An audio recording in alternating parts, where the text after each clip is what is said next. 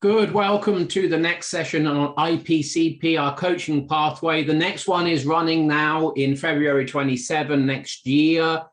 These videos to support you in understanding why you should be joining that. So this evening or last night, Jay ran a session and we ran into the coach's cognitive biases. So we're going to explore slightly that with the Headley and see how that is valuable and necessary for you to be across. Any questions that you have about the coaching pathway, when this video gets posted, put them in the comments and then Jay or I will respond directly to you. So Jay, cognitive biases from the coach perspective, what are you discovering? Not so much what I'm discovering. I've known that the coach needs to do the work to get their stuff out the way. Otherwise, that's going to get projected upon the client. What the cohort is really starting to realize is how prevalent that is without the work. It's a bit like trying to understand a book by reading the first chapter. You can't understand the whole book. You can't go deeply into it. So a lot of coaches think they know themselves. And some of these coaches have been through practitioner, master practitioner, and they've done the old meta coaching with us, coming into this program now, starting to realize, holy crap, my biases are quite large, and I can now actually see how they're getting in the way of me being an effective coach, an effective developmental coach. Okay. And so last night we explored thinking, your thinking preferences, and we explored your work preferences. And so thinking preferences are, I think we're looking at, do you think in terms of, well, your work preferences are, do you prefer working by yourself or in a team with others? And the important part about that is shared responsibility. Do you like to hold responsibility yourself? Even though you like working with people, then you're likely a group worker than a team worker. If you like working with people and sharing responsibility, then you're definitely a team worker. And if you like to hold responsibility to yourself and you prefer to get things done on your own, then you're definitely individual. And so, we had lots of people who were team oriented, and lots of people who are extremely independent, individual oriented. Well, that's not really going to work for coaching. And as we explored that, people's faces and chins begin to drop, because it's like, oh, that's really getting in my way. I like to have responsibility. I don't like it to be shared between the client and myself. Well, that's going to facilitate over responsibility 101.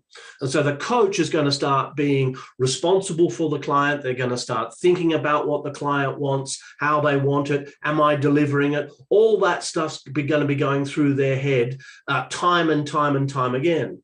In the thinking, let's interrupt the monologue. So, what's a cognitive bias, and what's showing up? Enjoy a smile. And how is that different to it just being a cognitive intention? What's the variable? So it becomes a bias when it becomes a driver. And so it becomes a driver when there's a high score in one or both of the cognitive intentions, or if there are 3 cognitive intentions in a category, then across all 3. Then the category becomes a bias. Then it's a cognitive category bias, which is off the scale. Then it's part of your identity. It's part of your personality structure at that point. So hold on. Say more about off the scale. It's off the scale in terms of. So an example in perspectives. One person in the group had 90% first person, 95% second person, 100% third person. Right. That means that perspectives are now part of their identity. I said, tell me about how perspectives are part of your identity. She said, all I talk about is perspectives. I live, I dream, I think about perspectives. I'm constantly correcting people's language. It's like it's part of her identity. That's why it's so strong across the category. So the whole category becomes a driver. How does that play out as a bias for that student particularly, without going into who that was? because they'll be constantly just coming back to perspectives. They won't be referencing anything else other than perspectives. They won't be referencing cognitive biases. They won't be referencing beliefs. They won't be referencing values. They'll just go, this is a perspective problem, because that's all there is. It's like tunnel vision. And so suddenly, well, that's your perspective, in his or her relationships, primary relationships. Well, that's your perspective, sweetheart. It's not my perspective. Can you hear how subjective that is? They're getting into arguments over whose perspective it is, because it's part of the identity structure now. Yeah. And so the bias is what, though? The bias is a category bias. Right. Yeah. Whereas if a person had a bias for second person perspective, and their score in second person perspective was 60%, and their score in first and third person perspective, let's say, was 25-30%, then second person perspective becomes a driver. Therefore referencing what you think other people are thinking and referencing what you think other people are feeling becomes a driver bias for you. Sure. Good. Okay.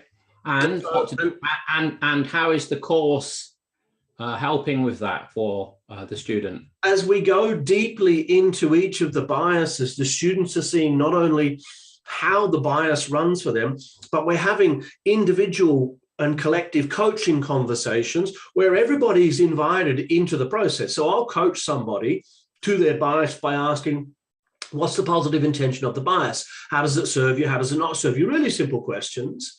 As you sit back, do you have permission to be able to expand your thinking to include the other perspectives, to include the other views within that category? Stuff like that. But then we'll slow it down. And we'll go, what question would you ask here across the cohort?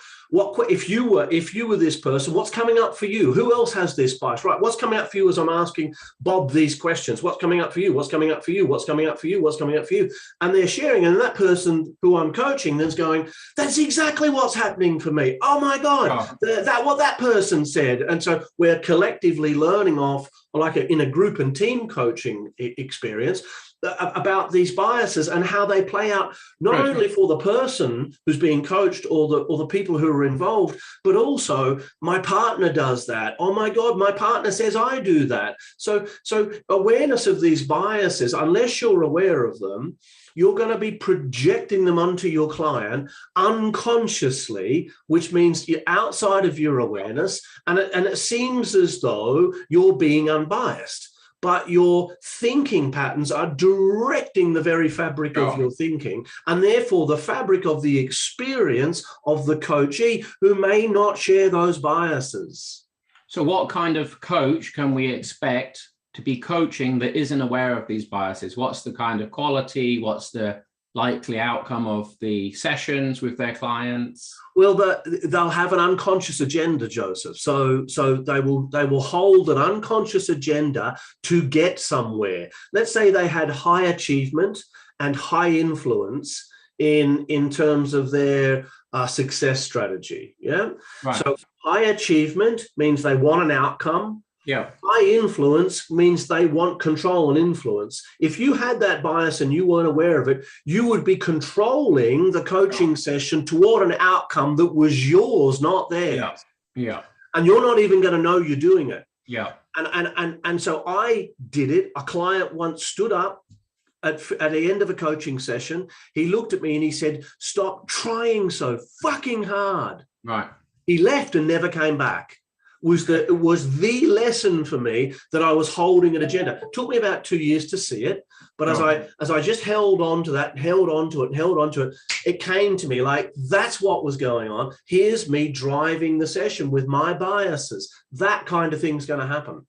So as you can hear from our sharing here, we're very keen and we are very invested in making sure that as a coach, and particularly as an accredited coaching room coach, you're across a really clean, pure, and systemic approach to coaching. If that interests you, drop your questions in the comment section, or just really easy, come book on the course for next year, see Harriet. That's it from us. Till next time.